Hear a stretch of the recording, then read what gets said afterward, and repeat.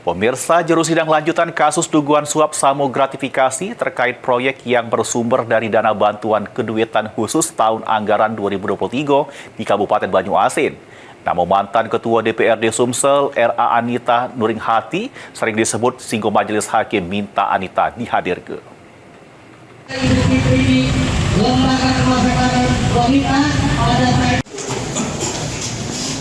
Baik ya, pemeriksaannya masih ada.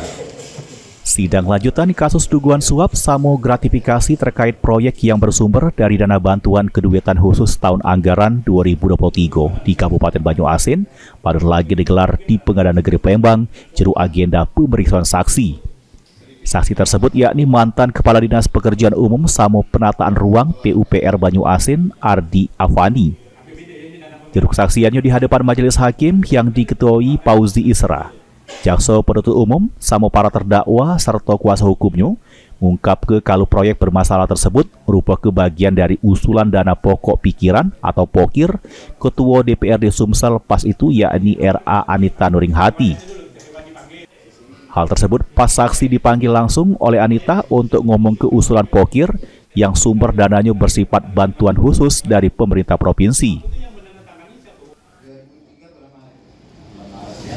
Nah, bagaimana ini kegiatan ini untuk keuangan kegiatan ini kegiatan ini. Ada kegiatannya nih, silakan yuk pagi nih. Ya. Oh gitu Pak, oke Pak. Dana pokir tadi ditransfer kemana Pak?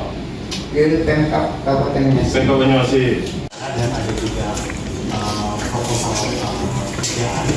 Apa permintaan beliau saat itu? Karena nama Anita sering disebut juru persidangan. Majelis hakim meminta Anita juga dihadirkan di persidangan sebagai saksi. Tidak cuma hakim, kuasa hukum terdakwa Apriansa juga minta Anita dihadir ke juru sidang selanjutnya. Heru Wahyudi, PAL TV. Dan beliau menyatakan ini silakan temui orang ini nomor teleponnya silakan temui orang ini. Karena kalau menurut keterangan saksi tadi Proposal kegiatan itu